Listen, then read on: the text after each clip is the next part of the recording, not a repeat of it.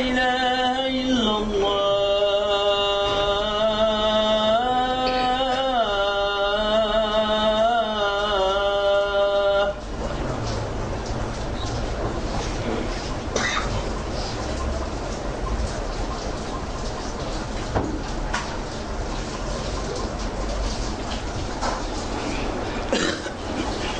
الحمد لله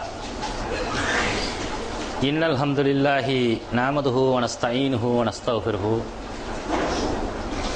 ونؤمن به ونتوكل عليه ونعوذ بالله من شرور أنفسنا ومن سيئات أعمالنا من يهده الله فلا مضل له ومن يضلله فلا هادي له ونشهد أن لا إله إلا الله وحده لا شريك له ونشهد أن محمدا عبده ورسوله أما بعد فقد قال الله تعالى في القرآن العظيم والفرقان المجيد أعوذ بالله من الشيطان الرجيم بسم الله الرحمن الرحيم يا أيها الذين آمنوا اتقوا الله حق تقاته ولا تموتن إلا وأنتم مسلمون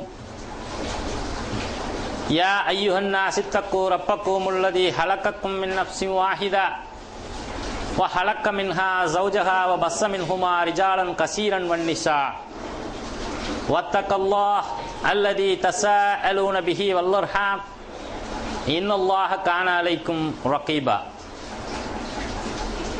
يا أيها الذين آمنوا اتقوا الله وقولوا قولا سديدا يصلح لكم أعمالكم يغفر لكم ذنوبكم ومن يطع الله ورسوله فقد فاز فوزا عظيما صدق الله العليم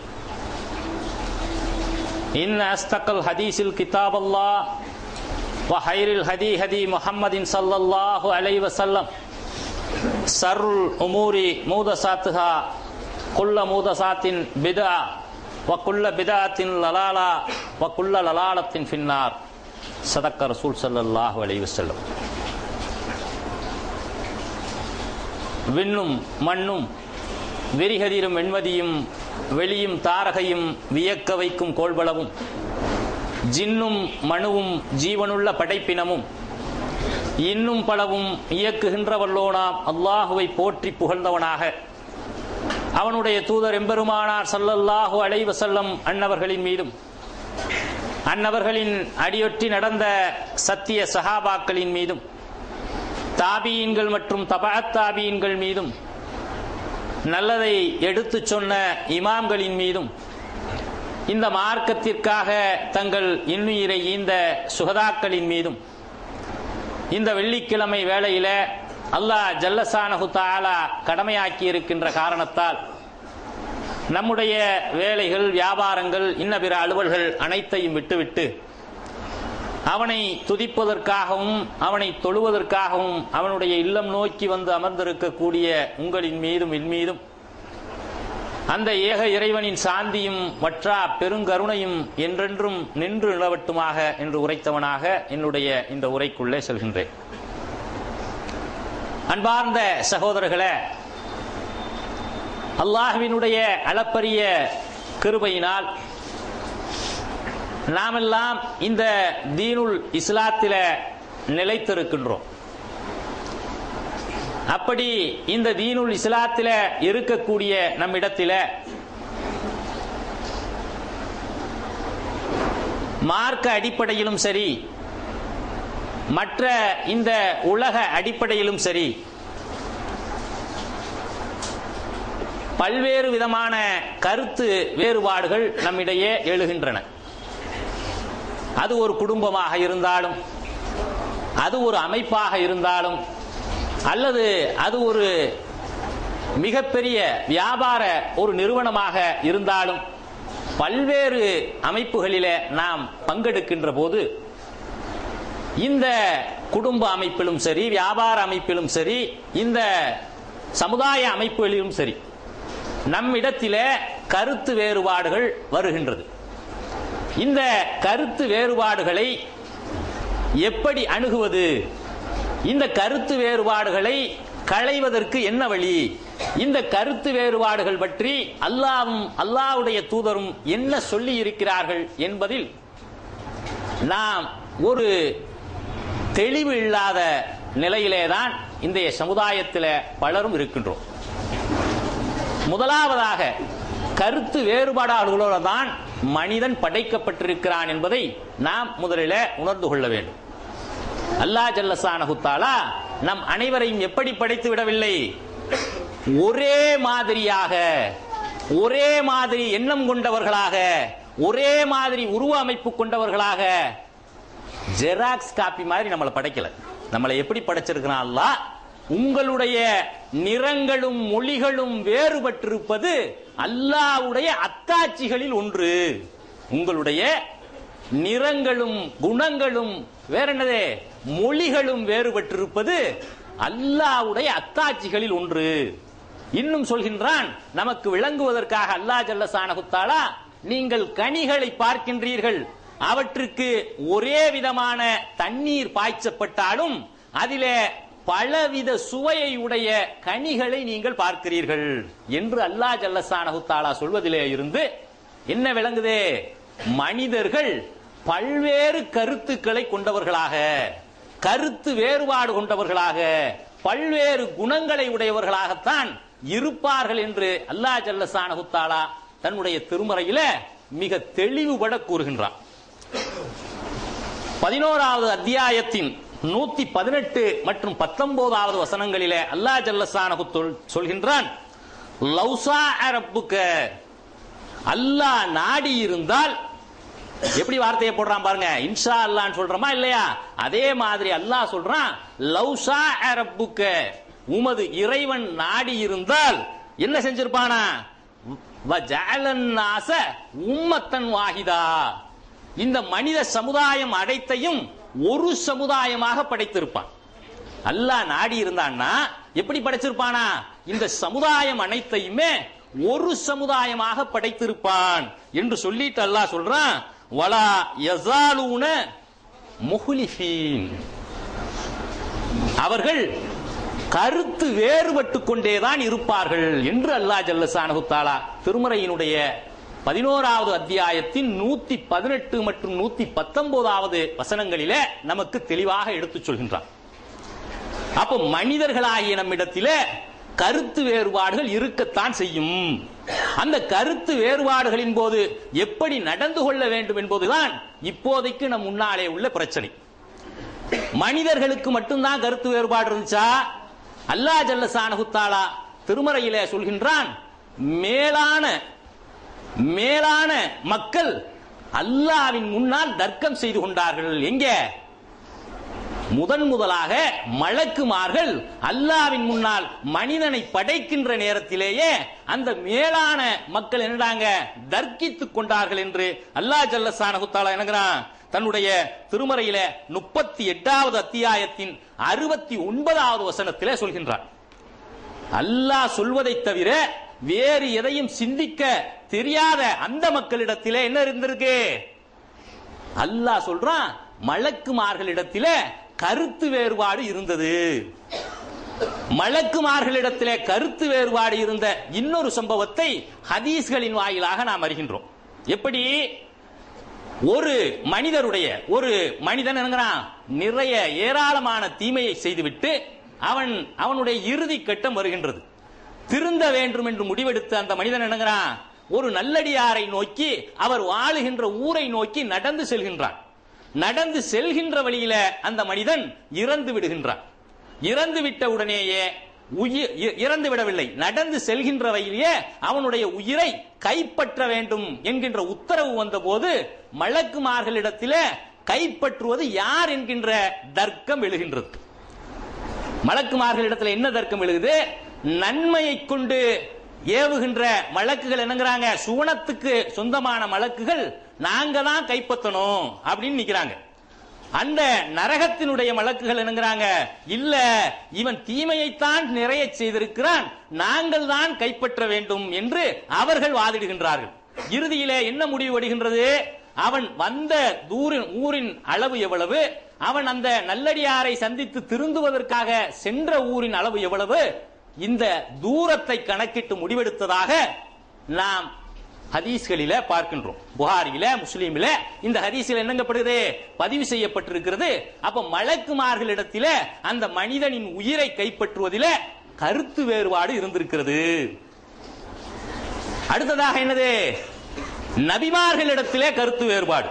அல்லாஹ் ஜல்லஷானஹு தஆலா திருமறையிலே சொல்கின்றான், மூசா அலைஹிஸ்ஸலாம் அவர்களுக்கும் ஹாரூன் அலைஹிஸ்ஸலாம் அவர்களுக்கும் கருத்து வேறுபாடு எழுந்தது.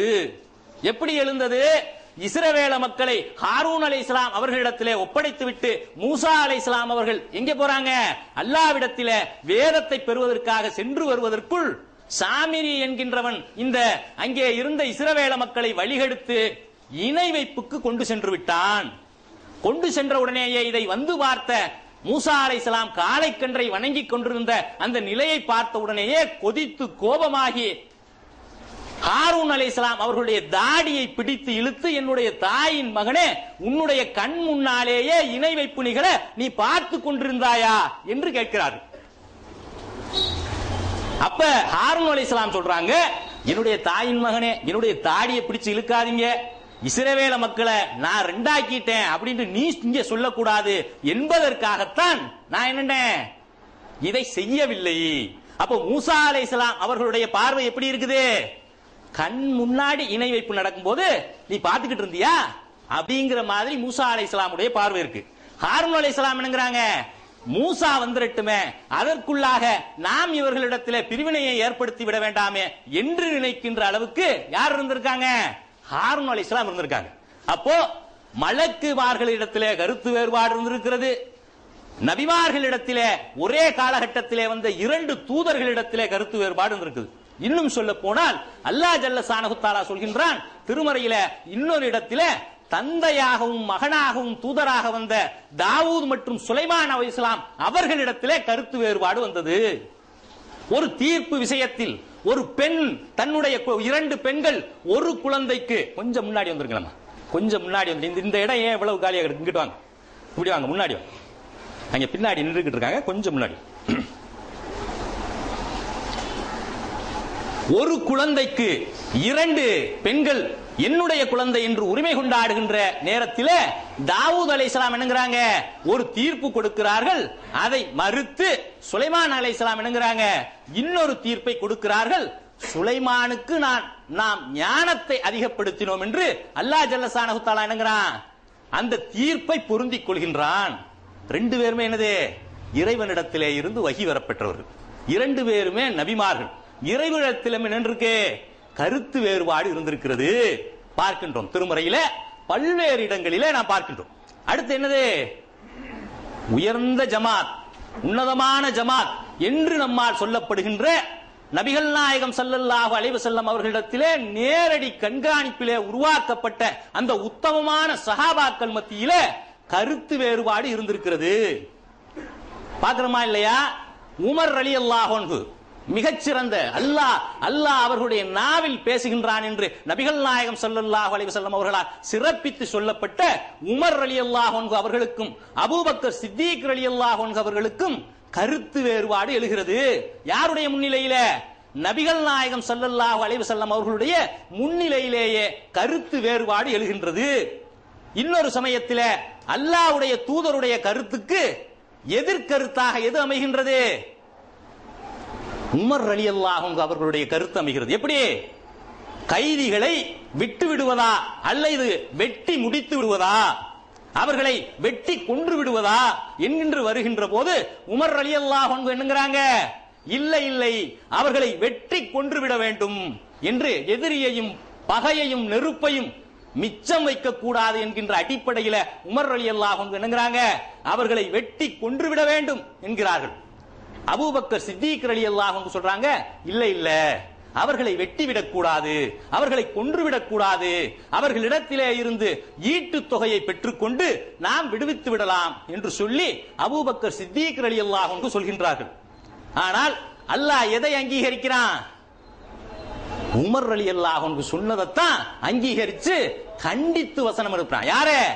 வஹி வரப்பெற்ற நபிகள் நாயகம் ஸல்லல்லாஹு அலைஹி வஸல்லம் அவர்களையே அல்லாஹ் என்னட்டான், அல்லாஹ்வினுடைய விதியில ஏற்கனவே எழுதப்பட்டு விட்டதால் உங்களை தண்டிக்காமல் நான் விட்டுவிட்டேன். எந்த நபிக்கும் ஆகுமானதென்று எதிரிகளை பிணைத்தொகை வாங்கிக் கொண்டு விடுவது என்பது எந்த நபிக்கும் ஆகுமானதென்று என்று அல்லாஹ் என்னங்கிறான், நபிகள் நாயகம் ஸல்லல்லாஹு அலைஹி வஸல்லம் எடுத்த அந்த கருத்தை மறுதலிக்கிறான், உமருடைய கருத்தை ஏற்றுக்கொள்கின்றான். அப்போ இன்றைக்கு நம்மிடத்தில் பல்வேறு கருத்து வேறுபாடுகள் வருகின்றத பத்தியலா, நான் சொல்ற கருத்து தான் சரி இன்று நிக்கிறோமே, என்ன செய்யல? ரசூல் ஸல்லல்லாஹு அலைஹி வஸல்லம் அழகான முறையிலே சொல்கின்றார்கள். எப்படி சொல்றாங்க? உமரே, நீர் எப்படிப்பட்டவர் தெரியுமா? மூசா அலைஹிஸ்ஸலாம் அவர்களை போன்று இஸ்ரவேல மக்களிடம் ஏன் கடுமையாக நடந்து கொள்ளவில்லை என்று சொன்னாரே, அப்படிப்பட்ட மூசா அலைஹிஸ்ஸலாம் அவர்களை போன்றவர்கள் நீங்கள்.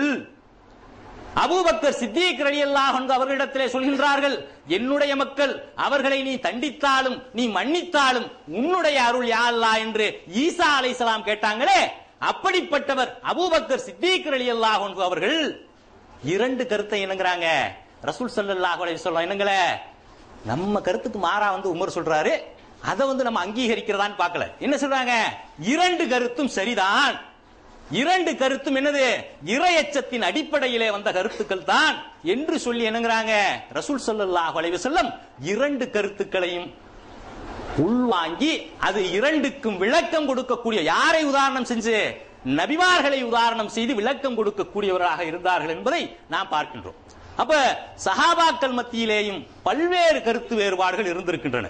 அந்த கருத்து வேறுபாடுகளின் போது எப்படி நடந்து கொள்ள வேண்டும் என்பதுதான் இன்றைக்குள்ள பிரச்சனை.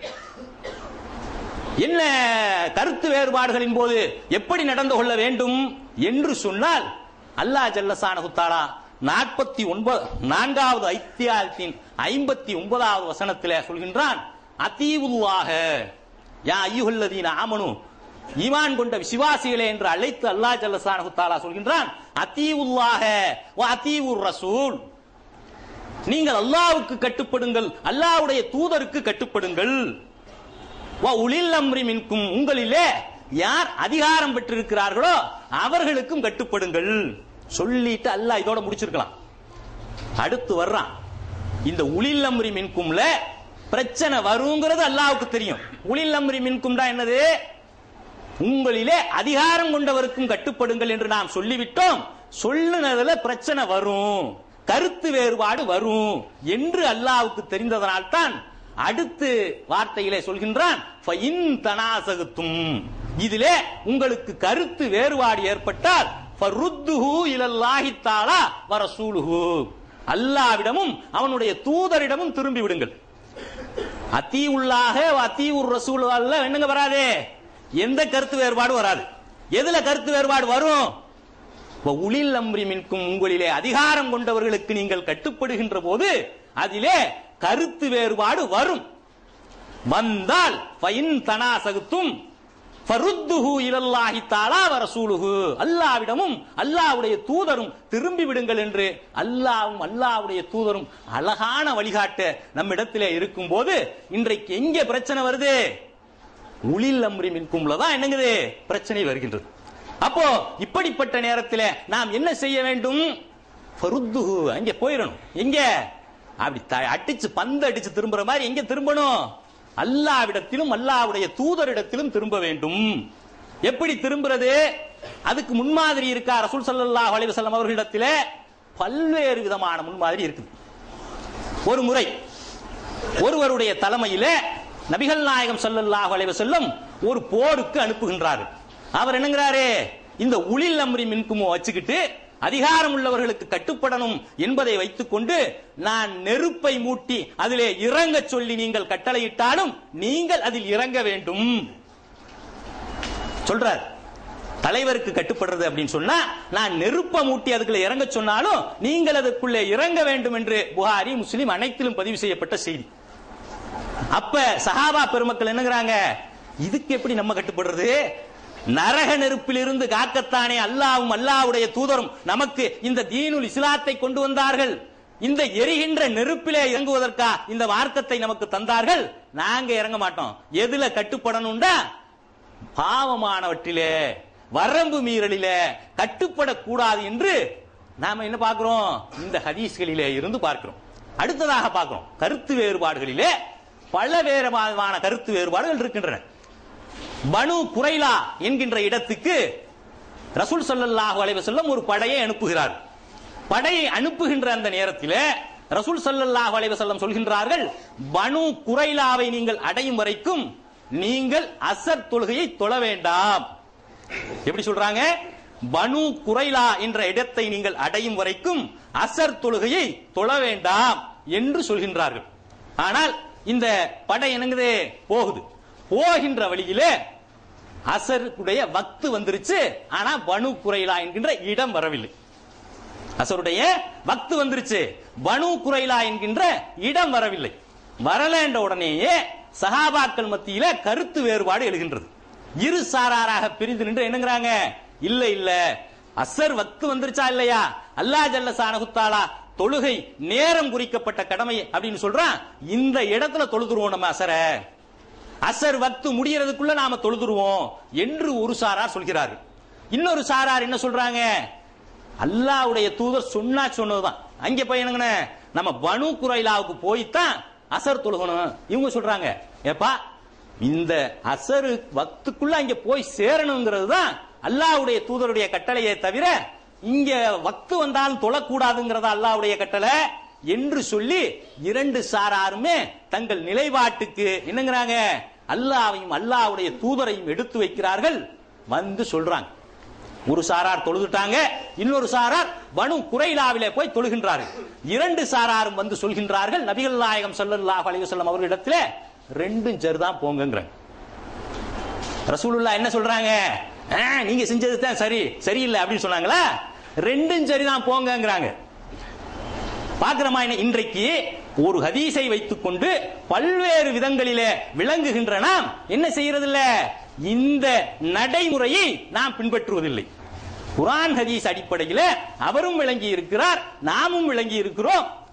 அவர் விளங்கினது அவர் வகையில சரிதான், நாம் விளங்கியது நம்முடைய அளவிலே சரிதான் என்று எடுக்கின்ற இந்த மனப்பக்குவம் இல்லாததனால் நீ வழிகேடு, நீ வந்து முனாஃபிக்கு, நீ வந்து காஃபீரு, நீ வந்து யூத கைக்கூலி, நீ வந்து கூமுட்ட, நீ வந்து அரபி ஞானமற்றவன் என்கின்ற வார்த்தைகள் எல்லாம் எங்கே வருகின்றது?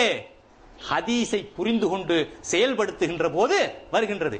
கேட்கிறாங்க, அது எப்படி ரெண்டும் சரியாகும்? ரெண்டும் சரின்னு ரசூலுல்லாஹ் சொல்லி இருக்காங்களே.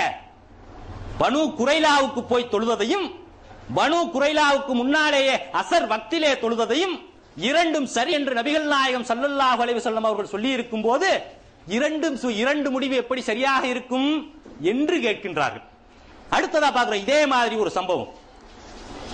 குர்ஆனை ஓதுகின்ற விதத்திலே இரண்டு சஹாபாக்கள் என்னங்கறாங்க, முரண்படுறாங்க. இல்ல இதுதான் சரி, ரசூலுல்லாஹ் இப்படித்தான் ஓதுனாங்க. இன்னொரு சஹாபா, இல்ல இல்ல இதுதான் சரி, ரசூலுல்லாஹ் இப்படித்தான் ஓதுனாங்க என்று சொல்லி சொல்றாங்க. சொன்ன உடனேயே ரசூல் ஸல்லல்லாஹு அலைஹி வஸல்லம் இடத்துல பிரச்சனை வருது. பிரச்சனை வந்த உடனே ரசூல் ஸல்லல்லாஹு அலைஹி வஸல்லம் சொல்றாங்க, ரெண்டும் சரிதாப்பா போங்க. எனக்கு வழங்கப்பட்ட இந்த குர்ஆன் 7 வட்டார வழக்குகளிலே அமைந்திருக்கிறது, நீங்க ரெண்டு பேர் ஓதுனது சரிதான். இன்னொரு இடத்துல உமர் ரலியல்லாஹு அன்ஹு அவர்களும் இன்னொரு சஹாபியும் என்னங்கறாங்க, ஹக்கீம் பின் ஹிசாம், இந்த ரெண்டு சஹாபாக்கள் என்னங்கறாங்க, இதே போன்ற ஒரு பிரச்சனையில என்னங்கறாங்க சண்டை வருது. சண்டை வருதுன்னா என்ன இல்ல, வாய் இது வருது. வந்த உடனே ரசூல் ஸல்லல்லாஹு அலைஹி வஸல்லம் வராங்க, முரண்பட்டு ரெண்டும் சரிதான், முரண்படாதீர்கள். இப்படி குர்ஆனிலே முரண்பட்டதால் தான் முந்தைய சமுதாயங்கள் அத்தனையும் வழிகேட்டில் சென்றது. ரெண்டும் சரிதான் போங்க. அப்ப இன்றைக்கு நம் இடத்திலே அந்த பண்பு எங்கே போனது? நபிகள் நாயகம் ஸல்லல்லாஹு அலைஹி வஸல்லம் அவர்களுடைய முன்மாதிரி எங்கே போனது? ஒரு ஹதீஸை, ஒரு அமலை தான் விளங்கியவாறு தான் எப்படி குர்ஆன் ஹதீஸை உட்கொண்டேனோ அதன்படி செயலாற்றுவதற்கு இன்றைக்கு என்ன செய்யப்படுது?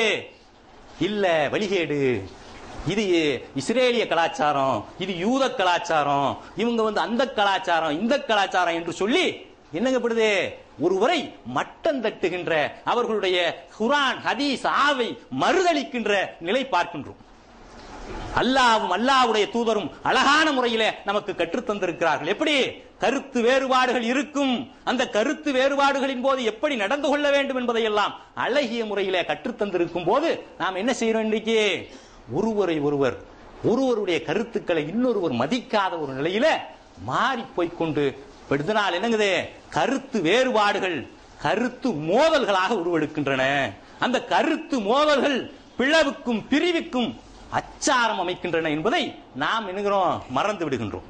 ஒன்றுக்கு மேற்பட்ட கருத்துக்கள் எப்படி சரியாக இருக்கும் என்று கேட்கின்றவர்களுக்கு நபிகள் நாயகம் ஸல்லல்லாஹு அலைஹி வஸல்லம் அவர்கள் சரியான பதிலடி சொல்கின்றார்கள். என்ன சொல்றாங்க? நீங்கள் ஒரு விஷயத்தை ஆய்வு செய்கின்றீர்கள், அந்த விஷயத்தில நீங்கள் சரியான முடிவை எட்டினால் உங்களுக்கு 2 கூலி உண்டு. நீங்கள் ஒரு விஷயத்தை ஆய்வு செய்கின்றீர்கள், அந்த விஷயத்தில உங்களுடைய முடிவு தவறாக இருந்தாலும் உங்களுடைய முயற்சிக்கு 1 கூலி உண்டு.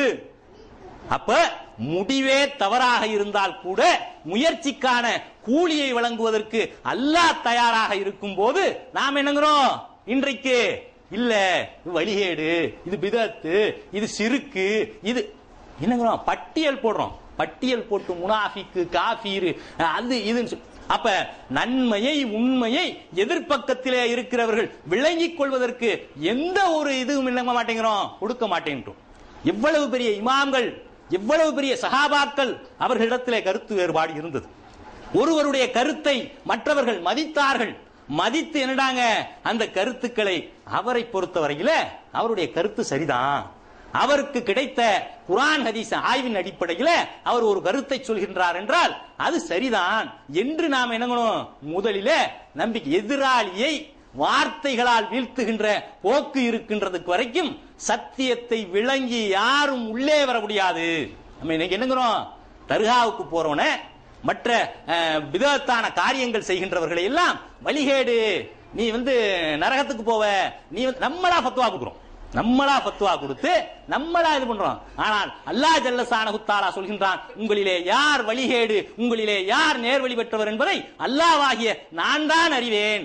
நீங்கள் எதிலே முரண்பட்டு கொண்டிருந்தீர்களோ அதிலே அல்லாஹ்வாகிய நான் தான் தீர்ப்பளிப்பேன் என்று அல்லாஹ் ஜல்ல ஷானஹு தஆலா சொல்லும் போது இன்றைக்கு வாய்க்கு வந்த ஃபத்வாக்களை எல்லாம் இன்றைக்கு நாம் கொடுத்துக் கொண்டிருக்கிறோம் என்றால் உண்மையை விளங்குவதற்கு ஒருபோதும் இது உதவாது, சத்தியத்தின் பக்கம் மக்கள் வருவதற்கு ஒருபோதும் இது உதவாது என்பதை நாம் விளங்கிக் கொள்ள வேண்டும். அன்பார்ந்த சகோதரர்களே, கருத்து வேறுபாடுகள் என்பவை இந்த மார்க்கத்திலே எப்படிப்பட்ட தாக்கத்தை ஏற்படுத்தி இருக்கிறது? கருத்து வேறுபாடுகள் என்பது இந்த மார்க்கத்திலே அனுமதிக்கப்பட்டவையா?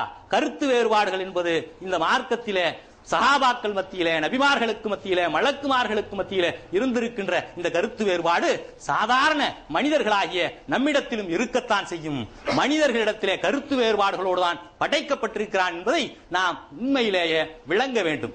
ஏனென்று சொன்னால் சிந்திக்கின்ற மனிதர்களிடத்திலே கருத்து வேறுபாடு வரத்தான் செய்யும். யாரிடத்திலே வராது? ஆடு மாடுகளிடத்திலே, அகிரிணை பொருள்களிடத்திலே தான் கருத்து வேறுபாடு வராதே தவிர சிந்திக்கின்ற அத்துணை மக்களிடமும் கருத்து வேறுபாடு வரத்தான் செய்யும். குடும்பத்திலே கருத்து வேறுபாடு வரும். எப்படி வரும்? காலையில எழுந்த உடனேயே டிஃபன் செய்யறதுல கருத்து வேறுபாடு வரும். தோசை எனக்கு பிடிச்சா என் பிள்ளைக்கு என்னங்க இட்லி தான் பிடிக்கும். எனக்கு ஒரு கலர் பிடிச்சா என் பிள்ளைக்கு வேற கலர் பிடிக்குது. என் மனைவிக்கு உள்ள ஒரு விஷயம் பிடிச்சா எனக்கு வேற விஷயம் பிடிக்குது. இதற்காக குடும்ப அமைப்புகள் சிதறி விடுகின்றதா? என்னங்கிறோம், அதிலே நாம் அட்ஜஸ்ட் பண்ணிக்கிறோம். வியாபாரத்தில நண்பர்களிடத்தில பல்வேறு கருத்து முரண்பாடு இருக்கத்தான் செய்கிறது, கருத்து வேறுபாடு இருக்கத்தான் செய்கிறது. அதற்காக நட்பு சிதைந்து விடுகிறதா? ஆனால் நாம் என்னங்கிறோம், ஒரு இஸ்லாமிய அமைப்பாக, ஒரு இஸ்லாமிய ஜமாத்தாக இருக்கின்ற நம்மிடத்தில கருத்து வேறுபாடுகள் என்னங்குது, பிரிவுக்கும் பிளவுக்கும் வழிவகுக்கின்றது. இது என்னங்க கூடாது, இருக்கக்கூடாது. இதற்கு அல்லாஹ்வும் அல்லாஹ்வுடைய தூதரிடத்திலும் அழகிய முன்மாதிரி இருக்கிறது. ஆகையினால் அந்த அழகிய முன்மாதிரியை பின்பற்றி நடக்கக்கூடிய நன்மக்களாக அல்லாஹ் ஜல்ல ஷானஹு தஆலா என்னையும் உங்களையும் ஆக்கி அருள் புரிவானாக. ஆகிரு தவானான் அல்ஹம்துலில்லாஹி ரப்பில் ஆலமீன். அஸ்ஸலாமு அலைக்கும் வரஹ்மத்துல்லாஹி வபரகாத்துஹு.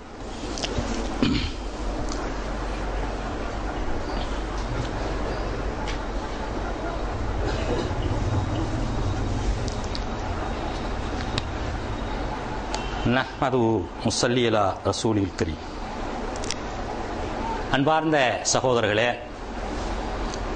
அல்லாஹ்வினுடைய அளப்பரிய கிருபையினால் கருத்து வேறுபாடுகளின் காரணங்களும் அதை களைவதற்கான வழிமுறைகளையும்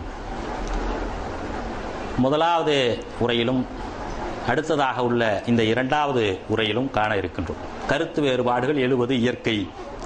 கருத்து வேறுபாடுகள் மலக்குமார்களிடத்திலே, நபிமார்களிடத்திலே, சஹாபா பெருமக்களிடத்திலே இருந்திருக்கிறது.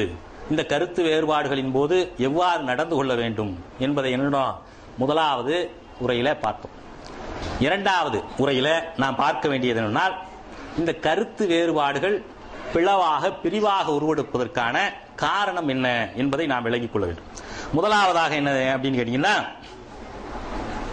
மாற்று கருத்தையும் மதிக்க வேண்டும். மாற்று கருத்தையும் மதிக்க வேண்டும். ஒவ்வொரு சாராரும் தங்களிடத்திலே உள்ளதை வைத்துக் கொண்டு என்னங்கிறாங்க, தாங்கள் மட்டுமே ஹக்கில் இருக்கிறோம், மற்றவர்கள் எல்லாம் பாத்தில்ல இருக்கிறார்கள் என்று சொல்கின்றார்கள். குர்ஆன் ஹதீஸை பின்பற்றக்கூடிய மக்களிடத்திலே உள்ள போக்கை சொல்கின்றேன்.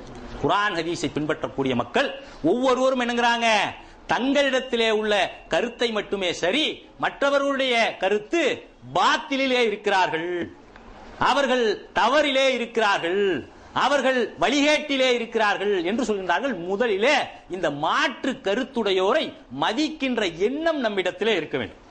அப்படி இருந்தால்தான் இது என்னங்காது, இந்த கருத்து வேறுபாடுகள் கருத்து மோதல்களாக உருவெடுக்காது. இரண்டாவதாக, மற்ற மனிதர்களிடத்திலே நல்ல எண்ணம் கொள்ள வேண்டும். அவரை பொறுத்தவரையில் அவர் கருத்து சரிதான், அவரை பொறுத்தவரையில அவர் கருத்து சரிதான், அவர் என்னங்கிறாரே குர்ஆன் ஹதீஸ் அடிப்படையிலே தான் இந்த விஷயத்தை சொல்கின்றார், அதனால என்னங்க வேண்டியதில்லை, அவருடைய ஆய்விலே வேண்டும் என்றால் தவறு இருக்கலாமே தவிர அவரே தவறான ஆள் இல்ல. இன்றைக்கு என்ன தாவா களத்திலே என்ன நடக்கிறது என்றால், ஒருவருடைய கருத்தை தவறென்று விளங்க வைப்பதற்கு அந்த கருத்தை சொல்லும் நபரையே தவறானவர் என்று சித்தரிக்கின்ற ஒரு போக்கு இன்றைக்கு தாவா களத்திலே இருக்குது. ஏன்னு சொன்னா, அவரை தவறானவர் என்று நிறுவிட்டோம்னா அடுத்து என்னங்களா, அவர் சொல்ற எல்லா கருத்தும் தப்பு என்று மக்களிடையே மனத்திலே ஒரு பிரம்மையை உண்டாக்கி விடலாம் என்கின்ற நிலையில என்ன செய்யப்படுது, கருத்தை கருத்தால் வெல்வதை விட்டுவிட்டு கருத்து சொன்னவரை என்னங்கப்படுது, இன்றைக்கு தவறானவராக சித்தரிக்கப்படுகின்ற ஒரு நிலை இருக்கிறது. அதனால இது என்னங்கணும், முதலிலே மற்றவர்கள் மீது நல்லெண்ணம், ஒரு மூமீன் இன்னொரு மூமீன் மீது என்ன செய்யணும், நல்லெண்ணம் வைக்கணும். அவர் இப்படி நினைக்க மாட்டாரு, அவரை பொறுத்த வரைக்கும் தப்பான ஆள் இல்ல, அவர் தப்பா சொல்ல மாட்டாரு, அவர் ஏதோ அவருடைய குர்ஆன் ஹதீஸ் அடிப்படையில் தான் இதை சொல்றாரு என்று நல்லெண்ணம் வைக்க வேண்டும். அடுத்ததாக என்ன, பொறாமை. பொறாமை எங்கே வரும், பொறாமை வேற ஆள்கிட்ட வருமா, நம்மிடத்திலே தான் வரும். நம்மளுக்கு அருகாமையில இருக்கிற மக்களிடத்திலே வரும், நமக்கு பக்கத்திலே இருக்கிற மக்களிடத்திலே வரும். நம்முடைய பங்குதாரர்களா பில்கேட்ஸ் போய் நம்மளுக்கு பொறாமை வருமா, வராது. இன்னும் இவ்வளவு சம்பாதிச்சுட்டான், ஆனா நம்ம பக்கத்து வீட்டுல உள்ளவன் சம்பாதிச்சுட்டான்டா, நம்ம அண்ணன் தம்பி சம்பாதிச்சுட்டான்டா, நமக்கு என்ன வரும், பொறாமை வரும். அப்ப இந்த பொறாமை என்பது யாரிடத்திலே வரும் என்றால், நம்மை சுற்றி இருக்கின்ற மக்களிடத்திலே, நம்மோடு பழகுகின்ற மக்களிடத்திலே இந்த பொறாமை எண்ணம், அவனுடைய கருத்து வென்றுமே, அவன் உயர்ந்துருவான அப்படிங்கிற இந்த பொறாமை எண்ணம் தான் என்ன செய்யப்படுது, தப்பான இந்த பிரச்சாரத்துக்கு வழிவகுக்கிறது. அவர் சொல்கின்ற கருத்துக்களை எல்லாம் ஒரே ரேடியாக மறுதளிக்கின்ற நிலைக்கு வருகின்றது. அவருடைய கருத்திலும் நல்ல கருத்து இருக்கும், அவருடைய கருத்திலும் தவறான கருத்து இருக்கும், இவருடைய கருத்திலும் நல்ல கருத்து இருக்கும், இவருடைய கருத்திலும் தவறான கருத்து இருக்கும் என்கின்ற சமமான நிலையை நாம் எடுக்க வேண்டும். அப்பதான் என்னங்க முடியும், யாரிடத்திலே இருந்து நல்லது வந்தாலும் அதை எடுத்துக் கொள்கின்றனர். அல்லாஹ் ஜல்லஷானஹு தஆலா திருமறையிலே சொல்கின்றான், அவர்கள் அனைத்தையும் செவியுறுவார்கள், அவற்றில் சிறந்தவற்றை செயல்படுத்துவார்கள். அவங்க என்னமாங்க, கண்ணுக்கு அப்படி குதிரை கடிவாளம் கட்டினது மாதிரி ஒரு இமாம் இடத்திலோ ஒரு இயக்கத்திடத்திலோ அல்லது ஒரு மதஹபிடத்திலோ இருந்து கருத்துக்களை பெறமாட்டார்கள். எப்படி இருப்பாங்க, அனைத்தையும் கேட்பார்கள், செவியுறுவார்கள், அதிலே சிறந்தவற்றை செயல்படுத்துவார்கள். இப்ப என்ன வருது, இன்றைக்கு இந்த கருத்து வேறுபாடுகள் கருத்து மோதல்களாக உருவெடுப்பதற்கு காரணம் என்னவென்று சொன்னால், இயக்க வெறி, மதஹபு வெறி, தனி நபரை தக்லீது செய்வதனுடைய வெறி. இவர் சொன்னால் சரியாகத்தான் இருக்கும், இவர் சொன்னால் தவறாகத்தான் இருக்கும் என்று சொல்லி நாமே எந்த ஒரு மனுஷனும் 100% சரியுண்டோ, எந்த ஒரு மனிதனும் 100% தவறுண்டோ நாம் என்ன முடியாது, சொல்ல முடியாது. இன்னும் சொல்ல போனால் சைத்தானிடத்திலே இருந்து ஆயத்துல் குர்சியை கற்றுக்கொண்ட சம்பவங்கள் உண்டு. சைத்தானிடத்திலே இருந்து ஆயத்துல் குர்சியை கற்றுக்கொண்ட சம்பவங்கள் உண்டு. ஆகையினால என்ன செய்யக்கூடாது? முழுக்க முழுக்க ஒரு மதஹபுடைய இமாம் சொன்னது மட்டும்தான் சரியாக இருக்கும். முழுக்க முழுக்க ஒரு இயக்கத்திலே தலைவர் எடுக்கின்ற முடிவுதான் சரியாக இருக்கும். முழுக்க முழுக்க ஒரு ஜமாத்திலே எடுக்கப்படுகின்ற முடிவுகள் தான் சரியாக இருக்கும் என்று முடிவுக்கு நாம் வருவது என்னது? கருத்து வேறுபாடுகள், கருத்து மோதல்களாக முடிவதற்கு மிகப்பெரிய வாய்ப்பை அளிக்கின்றன. இதிலிருந்து நாம் என்னங்கணும்? தவிர்த்து கொள்ள வேண்டும். அடுத்ததாக என்னது அப்படின்னு கேட்டீங்கன்னா, இந்த கருத்து வேறுபாடுகள் வந்த உடனேயே ஒருவரை ஒருவர் துருவி ஆராய்ந்து அவர்களுடைய குற்றம் குறைகளை தேடி கண்டுபிடித்து அதை மேடையிலே பரப்புகின்ற ஒரு நிலை இருக்கின்றது. ஒருவருடைய கருத்து நம்மளுக்கு ஒரு கருத்தில் அவர் நம்மளை மாற்று கருத்து கொள்றார் என்ற உடனே அவருடைய மற்ற எல்லா விஷயங்களையும் தேடி துருவி பிடித்து ஆராய்ந்து அது என்னங்கிறது? அதை போக்கஸ் பண்றது. அவர் இங்கேயாவது நல்ல மனிதர்கள், நம்பிக்கையும் நன்னடத்தையும் கொண்ட மனிதர்களிடத்தில் எப்போதாவது தவறு நிகழ்ந்தால் அந்த தவறை மன்னித்து மறந்து விடுங்கள் என்று நபிகள் நாயகம் ஸல்லல்லாஹு அலைஹி வஸல்லம் அவர்கள் சொல்கின்றார்கள். அவர்கள் செய்த 100 நல்ல விஷயங்களை இன்றைக்கு மறுதலித்து விட்டு ஏதோ ஒரு விஷயத்திலே தவறான அவர்களுடைய ஆய்விலே தவறு ஏற்பட்டால் அதை பிடித்துக் கொண்டு அவர்களையே தவறானவர்களாக சித்தரிக்கின்ற ஒரு போக்கு இன்றைக்கு இருப்பதை பார்க்கிறோம். இதை என்னங்கணும்? விட்டுவிட வேண்டும். அடுத்ததாக என்ன முறை அப்படின்னு கேட்டீங்கன்னா, இதற்காக இந்த கருத்து விவாதங்களை வைக்கின்ற போது அழகிய முறையிலே வைக்க வேண்டும். அல்லாஹ் ஜல்லஷானஹு தஆலா சொல்றான், நீங்கள் அழகிய முறையிலே அன்றி விவாதம் செய்யாதீர்கள். ஒருவரோடு நாம் கருத்து வேறுபாடுகளுக்காக விவாதம் செய்வதாக இருந்தால் என்ன செய்யணும்? அழகிய முறையிலே அன்றி நீங்கள் விவாதம் செய்யாதீர்கள். அழகான முறையில் எடுத்து சொல்லணும். எதிரே உள்ளவர்களும் விளங்க. இமாம் ஷாஃபி ரஹ்மத்துல்லாஹி அலைஹி அவர்கள் சொல்கின்றார்கள், எப்போதுமே என்னுடைய எதிர்த்தரப்பிலே இருக்கிறவர்களிடத்திலும் சத்தியம் இருக்கும் என்கின்ற எண்ணத்திலே தான் நான் என்னம்பேன் அந்த விவாதத்திலே பங்குருவேன். எவ்வளவு பெரிய இமாம்கள் எப்படி நடந்துகிட்டு இருக்காங்க சின்ன சின்ன விஷயங்கள்ல என்பதை பார்த்தோமானால், நாம இன்றைக்கு நடக்கின்ற குர்ஆன் ஹதீஸ்களின் பெயரால் ஒருவரை ஒருவர் பழிச்சொல் சொல்லி இழிச்சொல் சொல்கின்ற இந்த நிலைமைகளை எல்லாம் மாற்றப்பட வேண்டும். இதை மாற்றுவதற்கு அல்லாஹ்வுடைய தூதரும் அழகான வழிமுறைகளை நமக்கு அமைத்து தந்திருக்கிறார்கள். அந்த வழிமுறைகளை பின்பற்றி இந்த மார்க்கத்திலே கருத்து வேறுபாடுகள் என்பது அனுமதிக்கப்பட்டது. ஆனால் கருத்து முரண்பாட்டு அந்த மோதல்களாக ஆகிவிடக் கூடாது. அப்படி கருத்து முரண்பட்டு மோதல்களாக ஆகிவிட்டால் நீங்கள் கோழைகளாகி விடுவீர்கள். அல்லாஹ் ஜல்லஷானஹு தஆலா சொல்றான், கருத்து வேறுபாடுகள் அனுமதிச்ச இவ்வளவு விஷயம் இருந்தும் கருத்து முரண்பட்டு நீங்கள் மோதிக்கொண்டால் நீங்கள் கோழைகளாகி விடுவீர்கள் என்று அல்லாஹ் ஜல்லஷானஹு தஆலா சொல்கின்றான். ஆகையினாலே கருத்து வேறுபாடுகளை கருத்துக்களாலேயே எதிர்கொள்வோம். அந்த கருத்துக்களை அழகிய முறையிலே எடுத்துச் சொல்வோம். அந்த கருத்துக்களுக்காக மோதிக்கொள்கின்ற சூழல் வருமாயின் அஸ்ஸலாமு அலைக்கும் வரஹ்மத்துல்லாஹி பரகாத்துஹு என்று சொல்லி அழகான முறையிலே அவற்றை தவிர்ப்போம் என்று சொல்லி அழகிய வழிமுறைகளை பின்பற்றக்கூடிய நன்மக்களாக அல்லாஹ் ஜல்லஷானஹு தஆலா உங்களையும் என்னையும் ஆக்கி அருள் புரிவானாக. வ ஆகிரு தவானானில் அல்ஹம்துலில்லாஹி ரப்பில் ஆலமீன். அஸ்ஸலாமு அலைக்கும் வரஹ்மத்துல்லாஹி